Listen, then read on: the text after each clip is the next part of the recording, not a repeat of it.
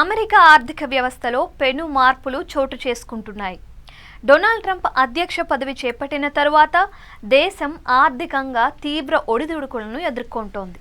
Stock market రోజు రోజుకు కుచించుకుపోతూ ఉండగా ప్రధాన సంస్థల మార్కెట్ క్యాపిటలైజేషన్ భారీగా పడిపోతుంది.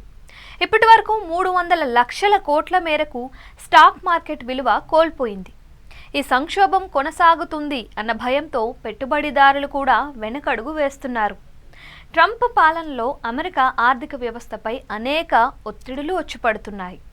ఆయన ప్రభుత్వ వ్యవహారాలను తన వ్యాపార సంస్థల మాదిరిగా నడిపించాలని చూస్తున్నారు. ఇది దేశానికి, ప్రపంచానికి తీవ్ర ముప్పుగా మారింది.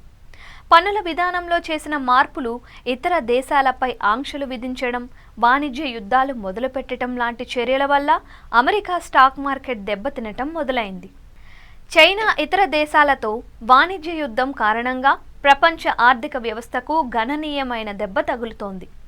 పన్నుల భారంతో కంపెనీలు తమ పెట్టుబడులను తగ్గించుకోవటం, ఉద్యోగులను తొలగించడం వంటి పరిణామాలు అమెరికా పారిశ్రామిక రంగాన్ని మరింత దెబ్బతీశాయి. ట్రంప్ తీసుకుంటున్న నిర్ణయాలు అమెరికాను మాంద్యం అంచుకు తీసుకువెళ్తున్నాయి.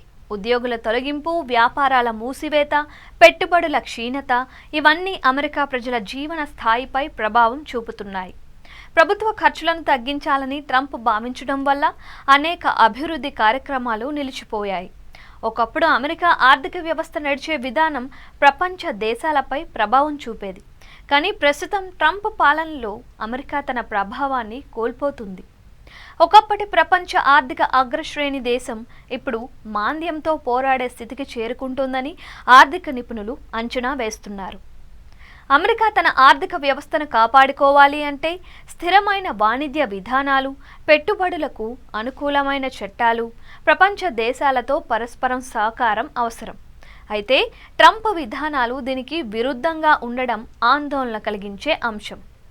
అతని పాలన కొనసాగినంత కాలం అమెరికా ఆర్థిక వ్యవస్థ మరింత క్షీణించవచ్చని నిపుణులు హెచ్చరిస్తున్నారు.